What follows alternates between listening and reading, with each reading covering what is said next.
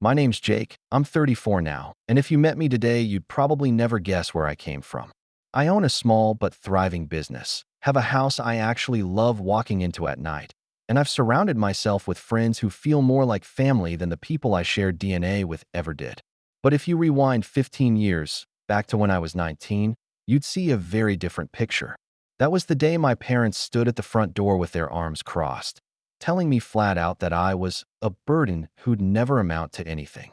Those exact words have been burned into my brain ever since. I still remember the hollow sound of my own footsteps leaving that house. No suitcase, no plan, just this mix of disbelief and anger boiling in my chest. I was their son, and they tossed me out like I was some stray dog scratching at the door. Growing up in that house was never easy. My dad was the kind of man who always had to be right, the one who made a sport out of cutting people down to size. He could find fault in anything. If I got a B on a test, he'd say, "Figures, your cousin could have gotten an A without even trying." If I got an A, he'd just shrug and say, "It won't matter, you'll mess up later anyway." My mom wasn't much better. She played the role of peacemaker. But really, that just meant she let my dad say whatever he wanted and then guilt-tripped me into silence. She'd whisper things like, "You know how your father is. Don't provoke him," as if existing in my own house was provocation enough. By the time I turned 18, I had already been walking on eggshells for years. The more I tried to earn even a sliver of their respect, the more it slipped through my fingers. They wanted me to be something specific, a carbon copy of my dad, basically. He had his hands in shady business deals, things I never fully understood back then, but I knew enough to keep my distance. When I told them I wanted to work honest jobs, even if it meant starting at the bottom, my dad sneered. 9 to 5. That's not a man's job. That's for suckers who don't know how the world works. The irony of hearing that from a man who would eventually walk into federal court in handcuffs is not lost on me now.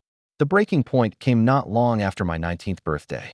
We'd been fighting constantly, me trying to push back, him trying to crush me into silence. That night, he said something different. He said, "You're not just a disappointment, Jake. You're dead weight, and I won't carry you anymore." My mom was standing there, arms folded tight, her lips pressed into that thin line I came to hate. Then she looked me dead in the eye and added, "Maybe if we cut you loose, you'll learn how to swim. Or maybe you'll drown. Either way, we've done our part." And that was it. They didn't just kick me out, they washed their hands of me entirely. I slept in my car for weeks, worked odd jobs, ate cheap fast food until I was sick of it, and swore to myself every single night that one day, they'd regret it. Not because I wanted revenge right then, but because I needed to believe there was something better for me than being their punching bag. What I didn't realize back then was just how deep their own mess went. My father wasn't just dabbling in shady deals. He was neck-deep in schemes that would eventually unravel in spectacular fashion. But before I get to that, I need to explain just how far they were willing to go to erase me from their lives, and how, despite everything, I managed to crawl out of the hole they shoved me into. Because what happened 15 years later, when I sat in that courtroom watching my father in handcuffs, didn't come out of nowhere. It was a storm that had been brewing for years, and I was caught in the middle of it long before the world ever knew his name. That first year on my own was the hardest. I took whatever work I could find, stocking shelves at a grocery store, sweeping floors at a mechanic's shop, hauling boxes in a warehouse. My dad had drilled it into me that I'd never amount to anything, and some nights, when I was too tired to even keep my eyes open, I almost believed him. But then there were moments, tiny ones, that kept me going. Like the first time a manager actually said, "Good work today," or when I had enough saved to buy more than just gas station sandwiches. They were small victories, but they felt like proof that maybe I wasn't the useless burden my parents said I was. The real sting came when I'd hear about family gatherings I wasn't invited to. My cousins would post pictures online, everyone smiling around the table, inside the house I grew up in. My room, I later found out, had been converted into my dad's home office, which was really just a front for whatever crooked operation he was running at the time. To them, it was like I never existed. I remember staring at one picture, my dad at the head of the table, laughing with a glass of wine in his hand, and thinking, he looks so proud, but never of me. It wasn't until a few years later that I started hearing whispers. A former neighbor mentioned to me in passing that my dad's business had taken a strange turn. Another relative hinted that he was moving money in ways that didn't make sense. I brushed it off at first, thinking it was just more family drama. But deep down, I knew my father well enough to recognize that he wasn't the kind of man who played fair. And then, years later, I got the call that confirmed everything. My father had been arrested. Fraud, embezzlement, schemes so tangled it made my head spin just reading about them in the news. The man who told me I'd never amount to anything, the man who chose his shady empire over his own son, was now the one being dragged into court like a criminal.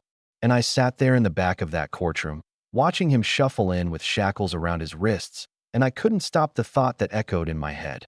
This is the very scheme he chose over me. But that was only the beginning, because prison has a way of humbling people, or at least making them desperate. And it didn't take long before my phone started ringing with calls from a number I never thought I'd see. My father, behind bars, begging me for help. And that's where things really started to get complicated.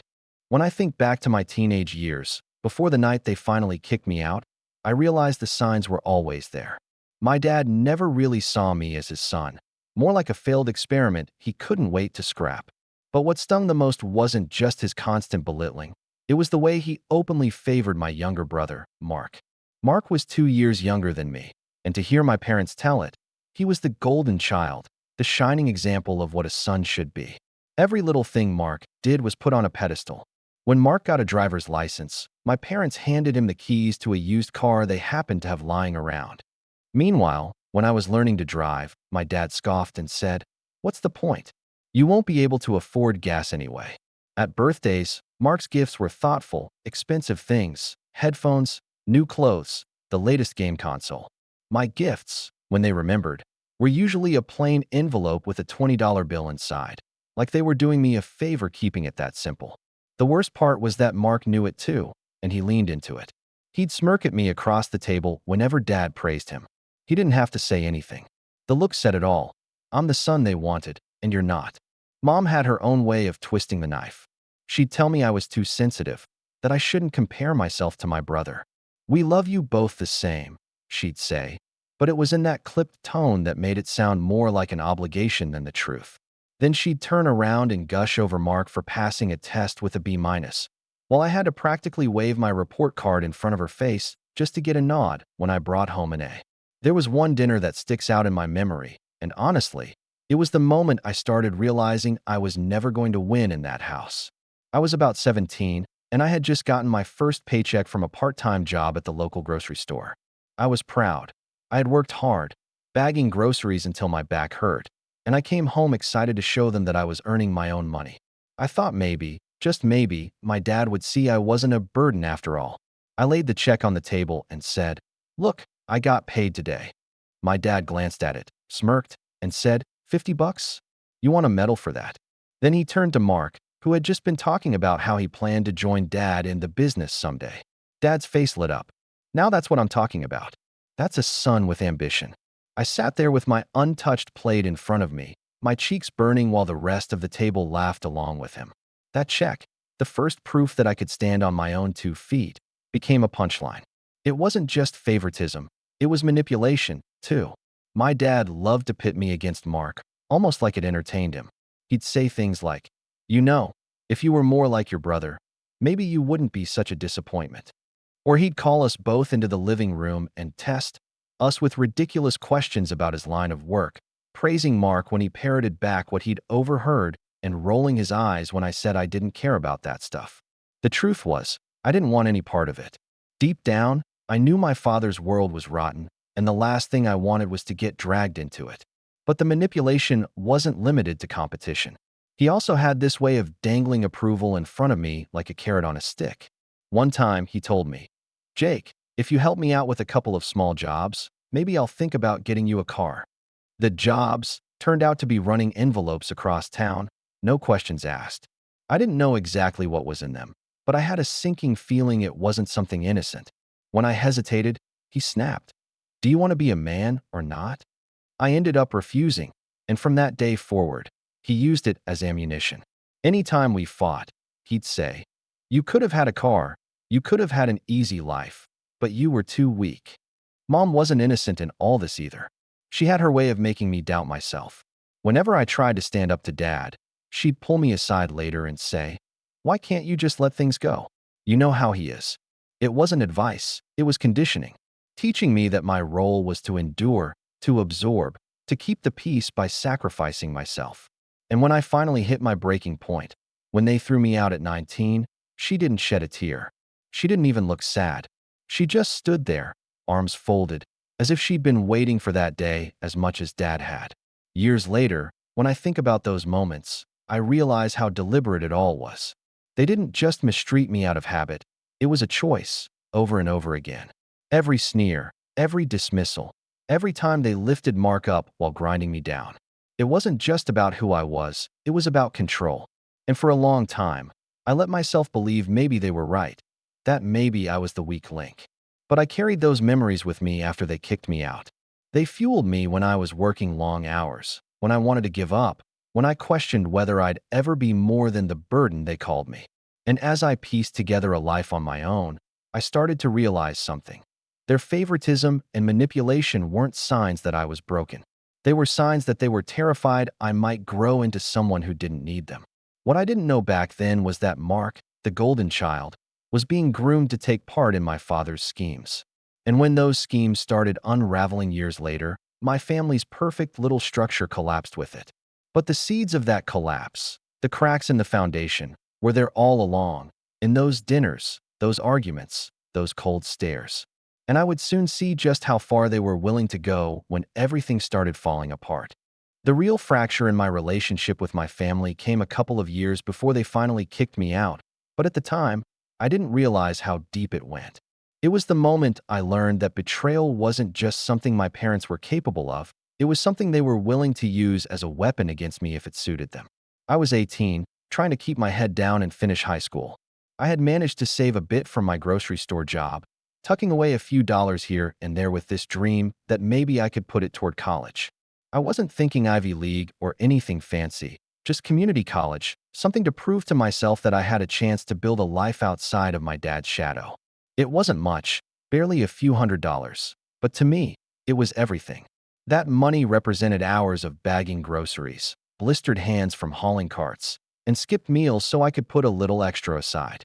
One evening, I came home and went to check the small envelope I kept hidden in my dresser drawer. It was gone. At first, I thought I had misplaced it, that maybe I'd moved it without remembering. But when I asked my mom if she had seen it, she froze. Her face didn't give much away, but her silence told me everything. I pressed her, and finally, she sighed and said, "Your father needed it." I couldn't believe it. Needed it. That was my savings. For school, I was shaking, my chest tight, my voice cracking in a way I couldn't control. She just shrugged, as if it wasn't a big deal. "Jake, it's family money. You should be happy to contribute. Your father has bigger responsibilities than you do." When I confronted my dad later that night, he didn't even deny it. He sat there in his chair, flipping through some paperwork, and said casually, "Consider it an investment. You'll benefit when things pay off." I lost it. That was my money. I worked for that. He looked up at me with this cold, amused expression. "And I worked for this family your whole life. You think you're entitled to hoard a few bills while I keep the lights on?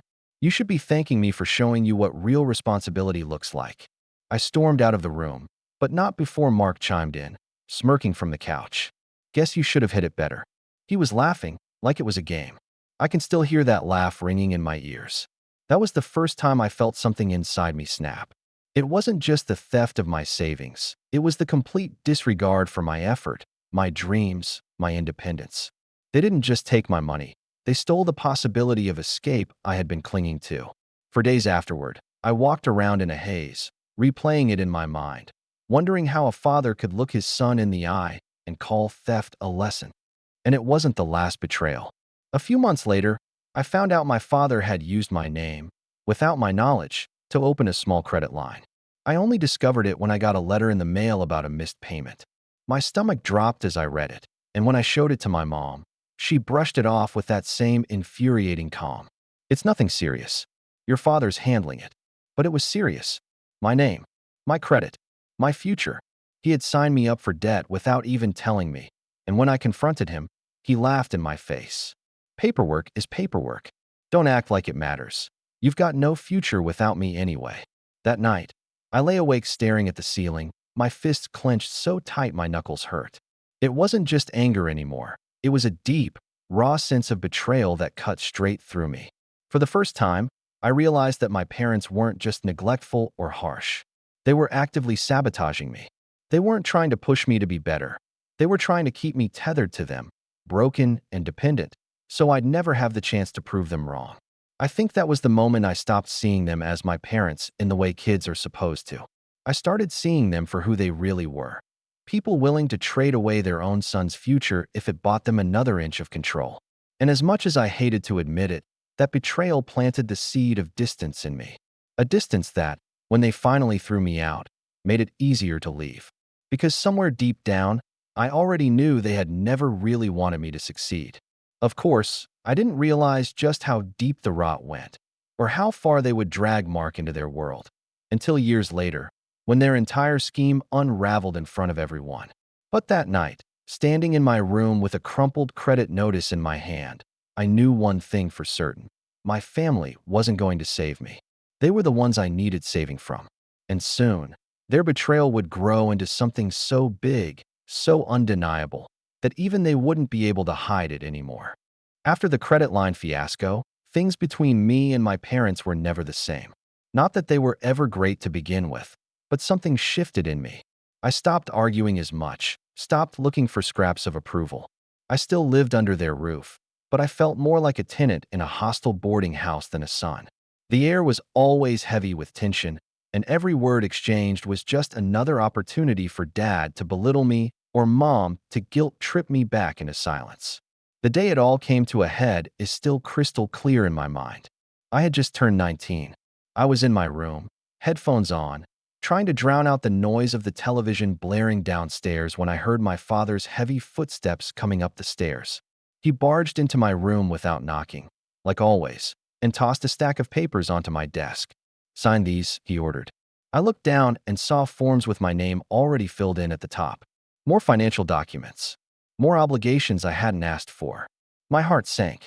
"What is this?" I asked, my voice tight. "Business," he said flatly. "Nothing you need to understand. Just sign." I pushed the papers back toward him. "No, not again. I'm not doing this." The silence that followed was heavy, suffocating. His jaw tightened, and I could see the vein in his temple pulsing. Then he exploded. "You ungrateful little parasite. After everything I've done for you, this is how you repay me?" I laughed, though it wasn't from humor. It was that bitter kind of laugh that escapes when you're too angry to keep it in. "Everything you've done for me? You mean stealing my savings? Ruining my credit? Calling me a failure every chance you get?" That was it. His face went red, his fists clenched, and he shouted, "Get out. You want to live your life your way? Fine, but not under my roof. Pack your things and get out of this house right now."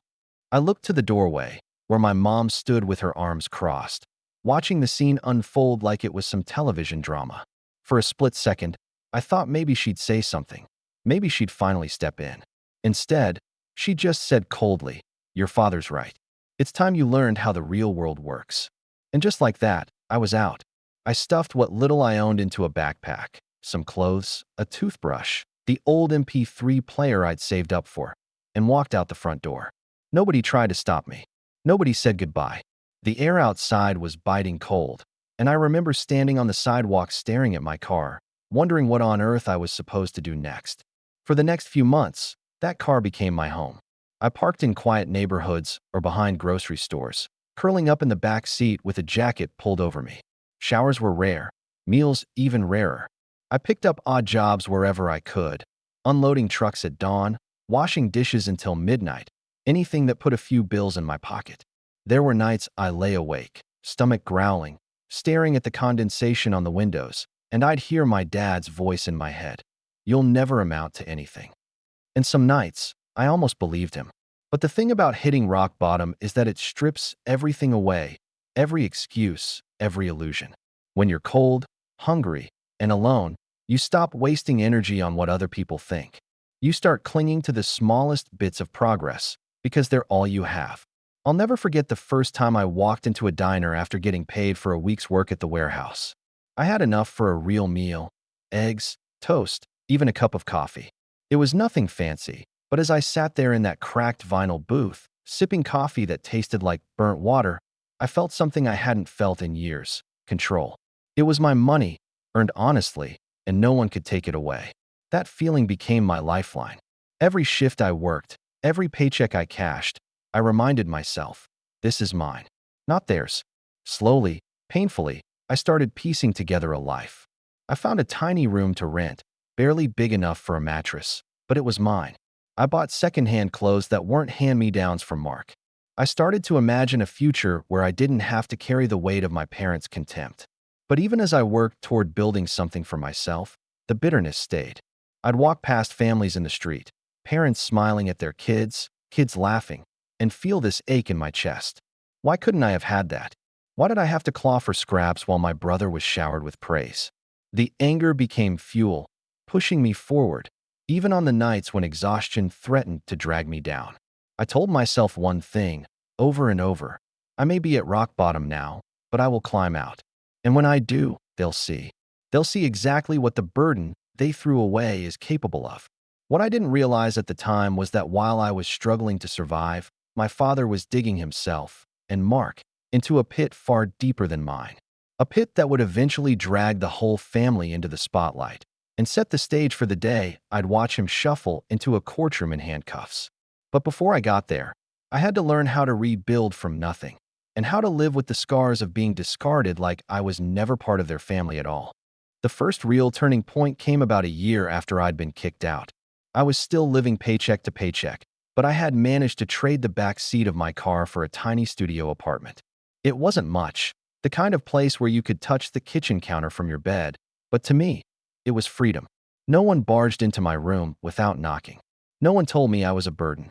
I'd come home, drop my keys on the chip table, and just stand there for a moment, soaking in the silence. That silence, which used to scare me, started to feel like peace. I kept grinding, working long shifts at the warehouse and taking odd jobs on weekends. But I also started paying attention. I had always been a decent learner, and I realized that the warehouse wasn't just about heavy lifting. It was about logistics, organization, efficiency. I asked questions, stayed late, and picked up on the small things others overlooked. After a while, my manager noticed. One day, he pulled me aside and said, "You've got a good head for this. Ever thought about moving up?" That moment lit a fire in me. Nobody in my family had ever told me I had a good head for anything. It was like someone had handed me a rope while I was climbing out of a well. I took every opportunity after that: training programs, certifications, even night classes when I could afford them. It wasn't easy balancing it all, but for the first time, I wasn't just surviving. I was building. By the time I was 24, I had moved into a better apartment, one with actual space to breathe. I had a reliable car, clothes that weren't from thrift stores, and a small circle of friends who treated me like I mattered. My career kept climbing, too. I worked my way into management, then into operations planning, and by 28, I was running a team. Every milestone felt like another brick laid in the wall, separating me from the life my parents had tried to trap me in. I'll admit, there was a part of me that wanted them to see it, to know that I had done it without them. Sometimes I'd drive past the old neighborhood, slowing down as I neared the house I grew up in. The curtains in the front window were the same ones my mom used to fuss over, the paint on the porch railings still peeling. I'd imagine walking up, knocking on the door, and seeing the look on my father's face when I told him how far I'd come. But I never did. I wasn't ready to face them, not yet. Around this time, I started hearing whispers about my family. At first, it was little things, someone mentioning that my dad was always working deals, or that Mark seemed to be his right-hand man now. The tone people used when they talked about them wasn't admiration, it was caution. Words like shady and sketchy floated around, and I couldn't help but wonder if the same schemes my dad once tried to rope me into were now swallowing my brother whole. The irony wasn't lost on me. My dad had spent years telling me I'd never amount to anything because I didn't follow him into his business, and yet here I was, climbing honestly, while Mark was sinking deeper into Dad's world. I didn't feel smug, exactly. It was more complicated than that. Mark and I had never been close, but he was still my brother. Part of me wanted to believe he'd wake up and walk away before it was too late. Meanwhile, my own life kept expanding. At 29, I took the leap and started my own small logistics company. It was terrifying at first, There were nights I lay awake staring at the ceiling, wondering if I was making the biggest mistake of my life. But all those years of grinding had taught me resilience. I poured everything I had into it, and slowly, it paid off. Clients started coming in, word of mouth spread, and I realized I had built something that was mine in every sense. The day I signed the papers on my first office lease, I sat alone in the empty space, the walls still bare, the air smelling faintly of paint, and I thought about that night when I was 19, standing on the sidewalk with a backpack in my hand and nowhere to go. I thought about the words my father had spat at me. "You'll never amount to anything." And I let myself smile, because I knew, deep down, I had already proved him wrong. But success has a way of drawing shadows from the past. The more I grew, the more I heard about the cracks forming in my father's empire. Rumors of investigations, associates suddenly disappearing from the picture, deals gone bad. I tried to stay out of it, but curiosity has a way of creeping in. And when I finally caught a glimpse of just how deep the trouble went, I realized the storm that had been brewing in the background was about to crash directly into my life. Because while I had been climbing, quietly building a life on my own terms, my father had been digging himself, and my brother, into a pit so deep that even the strongest rope might not pull them out. And whether I liked it or not, they weren't about to suffer quietly. They were going to drag me back into their world, one desperate phone call at a time. The first call came on a gray Tuesday morning, just as I was heading into the office. I didn't recognize the number at first, but something about the long string of digits made my stomach flip. I answered hesitantly, and that's when I heard it, my father's voice, crackling through the line. "Jake." I froze. It had been years since I'd spoken to him. My instinct was to hang up, but something in his tone stopped me. It wasn't the booming, authoritative voice I grew up with. It was thinner, strained, almost pleading. "I need your help," he said. I didn't respond. I couldn't. Memories of his words, his betrayals, his contempt, all of it rushed back at once. Finally, I managed a clipped. "How did you get this number?" He ignored the question. "I'm inside. They've got me in here like some kind of animal." "You've got resources now, don't you? A company, money. You can bail me out." "You have to." I hung up. But the calls kept coming. Each time, the same number, the same voice, the same desperation. Sometimes it was anger. "You owe me this." Sometimes it was guilt. "I'm your father. Family doesn't abandon family." And sometimes it was fear. "If I stay here, Jake, I won't survive." At first, I tried to ignore it. I told myself I was done with them, that their mess wasn't mine to clean up. But late at night, lying in bed, I'd think about all the years they had dragged me down, and part of me wondered if this was finally the shift in power I had been waiting for. For the first time, he needed me, not the other way around. Around that time, I was also learning more about his downfall. Through colleagues, through news articles, through whispers in town. Fraud, embezzlement, wire schemes so convoluted even investigators had trouble untangling them. And Mark, my golden child brother, wasn't just caught up in it. He was complicit. He had become my father's right hand, parroting the same arrogance, the same disdain, only now with his own fingerprints all over the evidence. The irony was sharp. The son they discarded had climbed honestly, while the son they worshipped was sinking in quicksand. But what struck me most wasn't their ruin. It was what I learned in the process. I met a man at a conference once, years back, who had worked as a federal investigator before shifting into private consulting. We'd stayed loosely connected, and when the news about my father broke, I reached out. Over coffee, I asked him questions, not just about the charges, but about the system itself. About how investigations worked, about how sentencing was determined, about what leverage prisoners thought they had. He didn't ask why I cared so much, and I didn't offer. But I left that meeting with something my father never expected me to have: knowledge. Knowledge of how the system worked, of what strings could be pulled, and what walls couldn't be scaled. I also learned something else. My father's case wasn't just a slap on the wrist kind of fraud. He wasn't going to waltz out after a year or two. The evidence was stacked, the witnesses lined up. He had been sentenced to 5 years, and that was a mercy. From the way my contact put it, he was lucky it wasn't more. Knowing that gave me power. Because every time my father called, begging, demanding, threatening, I could hear the lie in his voice. He still thought he could manipulate me like I was 19 again, standing in the kitchen with my first paycheck in hand. He hadn't realized that the world had shifted, that I wasn't the boy he broke down. I was the man who had rebuilt himself from the ground up. The calls became almost entertaining. I didn't answer all of them, but sometimes I let him talk, just to hear the cracks in his voice. Sometimes I'd say nothing, just listen until he trailed off in frustration. And every now and then, I'd drop a line that reminded him just how much had changed. Funny, Dad. You always said I'd never have anything. And yet here you are, asking me for help. What I didn't tell him, not yet, was that I was gathering every piece of information I could, not because I wanted to bail him out, but because I wanted to understand the scope of his downfall, to know exactly what kind of empire he had traded me for, and how hollow it really was. By then, my company was thriving.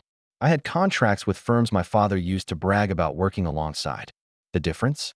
Mine were legitimate, clean. Every time I signed a new deal, I felt like I was reclaiming a piece of myself they had tried to strip away. I had employees who respected me, clients who trusted me, and a reputation that was the polar opposite of his. And all the while, the phone kept ringing. His desperation was a reminder that the balance of power had finally shifted. He had shackles on his wrists and bars between him and the outside world, while I held the one thing he could never control: choice. What I didn't realize at the time was that his desperation would only grow sharper, uglier, that he would reach out in ways that threatened to pull me back into the chaos I had escaped. And when he did, I would have to decide just how far I was willing to go to make sure he, and everyone else, understood that I wasn't the burden anymore. When I finally decided to take action, it wasn't a snap decision.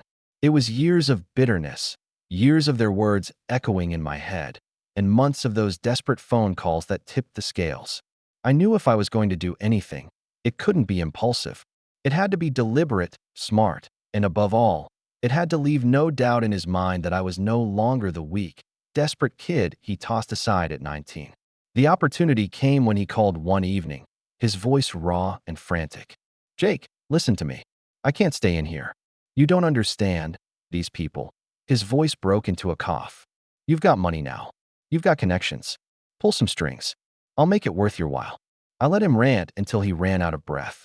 Then, calmly, I said, "Worth my while? Dad, you already made your choice years ago. You traded me for your schemes. Now you want me to clean up the mess you drowned yourself in." There was silence, and then the familiar sharpness returned. "Don't you dare talk to me like that. I built this family. Everything you have is because of me." That was the moment I knew exactly how I'd handle it. See, by then, my company had landed a major contract with a client I knew my father had once tried, and failed, to swindle. They respected me because I did things the right way, because I ran my business with integrity, the very thing he always mocked me for. I decided to lean into that. The next time he called, I told him, "Funny thing, Dad. I just signed a deal with Westbrook Logistics. Remember them? The ones you always bragged you were this close to locking down." I could hear the shift in his breathing. He remembered. "They're my clients now," I said, my voice steady. "They wanted someone reliable, someone who could deliver. So they came to me."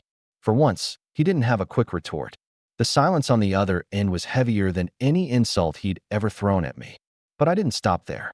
Over the next few weeks, I made sure word of my success filtered back to him. Mutual acquaintances, old family connections. I let them know how well I was doing, and I didn't hold back the details. The contracts, the growth, the respect I had earned. And every time, I knew it would make its way into that prison, where he sat powerless, listening to stories of the son he had called worthless becoming everything he swore I'd never be. The final stroke of my revenge was subtle but cutting. He called again, more desperate than ever, saying, "Jake, you're my son. Family sticks together. Please, just help me get out of here." This time, I didn't hang up. I let him talk, let him plead, and when he finally ran out of words, I spoke softly. "Do you remember the night you threw me out? You said I was a burden who'd never amount to anything. You shut the door on me without a second thought." I paused, letting the silence stretch. "Now the door's shut on you, and I'm the one holding the key, but you'll never get it from me." He tried to interrupt, but I didn't let him. "You taught me a lot, Dad. You taught me what betrayal feels like. You taught me how it feels to be discarded. And now, you get to live with the consequences of your own choices. I don't owe you a thing." And then I hung up. It wasn't loud, it wasn't flashy, but it was the most powerful thing I'd ever done. For the first time, I wasn't reacting to his control, I was defining the terms. My revenge wasn't about shouting or slamming doors, or even vengeance in the dramatic sense. It was about living my life in a way that proved him wrong every single day and making sure he knew it. And from that point on, every time his calls came in, I let them ring. Because the silence of me not answering, was the sweetest revenge of all. But the story doesn't end there. My father wasn't the kind of man to accept silence gracefully. And as his desperation grew, so did the lengths he was willing to go, dragging Mark and my mother deeper into the chaos. That was when things took a darker turn, and I had to decide if cutting them off was enough, or if I needed to burn the bridge completely. The fallout came quicker than I expected. For months, I ignored his calls, each one more frantic than the last. At first, his messages were still wrapped in that old arrogance, demanding I help him because family is family. But as the weeks turned into months, the bravado cracked. His voice grew thinner, more desperate, until finally he was just another man in a cage, begging for mercy. But my father wasn't the only one who paid the price. Mark, my golden child brother, was pulled directly into the blast radius of Dad's schemes. The investigators didn't just stop with my father, they dug into his closest associates. And Mark, who had strutted around for years parroting Dad's arrogance, found himself facing charges of his own: fraud, conspiracy, aiding and abetting. He had been so busy playing the role of heir apparent that he never realized he was also a pawn. When the news broke, I sat in my office with the article pulled up on my laptop. The headline screamed about the family scandal, listing my father and brother by name. I read it twice, slowly, letting every word sink in. For years, they had flaunted their power over me, and now their names were plastered across the screen for the world to see, not as powerful men, but as criminals. My mother tried to reach out once, after Mark's sentencing. Her voice on the line was trembling, not with guilt, but with entitlement. "Jake, you have to understand. Your father and brother made mistakes, but they're still family. You can't turn your back on us now." I almost laughed. Now? You turned your back on me 15 years ago. The difference is, I built something out of the wreckage. You chose to stay in it. She tried to argue, tried to guilt-trip me the way she always had, but I didn't let her finish. I told her what I had told my father. "I don't owe you a thing." And then I ended the call. That was the last time I ever heard her voice. The years that followed were strange. On one hand, there was a part of me that mourned what could have been, a family that supported me, parents who believed in me, a brother who saw me as more than competition. But that part grew smaller with time, replaced by a deeper sense of clarity. I hadn't needed them to become who I was. In fact, I had become who I was because I had broken free. The final piece of closure came when my father was released. By then, his 5 years were up, and the man who walked out of those prison gates was not the towering figure of my childhood. He was smaller, thinner, his shoulders hunched.